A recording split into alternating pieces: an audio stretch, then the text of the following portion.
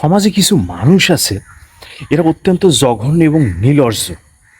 মানে চার দোকান যদি ঢুকছেন না চা খাইমেন, আর ওই যে কিছু সংখ্যক মানে একেবারে ন্যালোস টাইপের কিছু লোক আছে,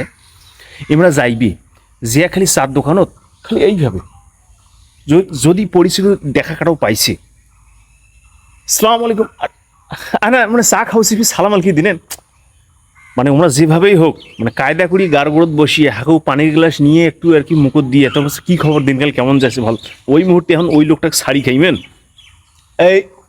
এটা দুইটা পুরি দাও তো, আর নিজে এখন ডাইল পুরি খেয়েছেন ওহাকে অনেক বেশি, এই দুইটা পুরি দাও বলছে, না না থাক আমি কেমন করি মানে একটা আছে তো কইবে না যে না না না এগুলোর দরকার নেই,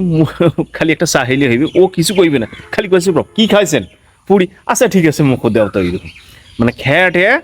শুনছে মানে হাঁকাও মানে মানে খাইবি খাওয়ার যে একটা মানে কথা যে আছে সে কথা তো নাই, মানে হাঁকাও অযৌক্তিক কিছু পিত্তিকের কথা কয়েছে। শ্বশুরবাড়ি গেছে নেন না, তোমার শ্বশুর বসু ব্যবসা খুব লোক ভালো, যে ব্যাপার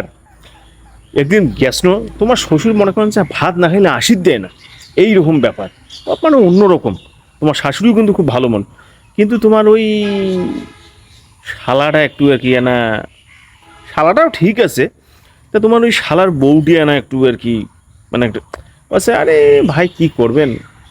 শালার বউটি এখন হাতের পাঁচটা আঙ্গুল কি সমান,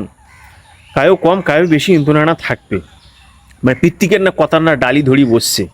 মানে মানে খাইবি যে মানে খাইবি এই খাওয়ার এখন খাওয়ার সময় এখন কী কয় এখন ওই জানেন না, মানে এটা হচ্ছে গ্রামের কিছু টাউট বাটপার আছে, মানে এলে চক্ষু লজ্জা নেই, এলে বেহায়া টাইপের লোক, এই সেগুলো হয়েছে এই ধরনের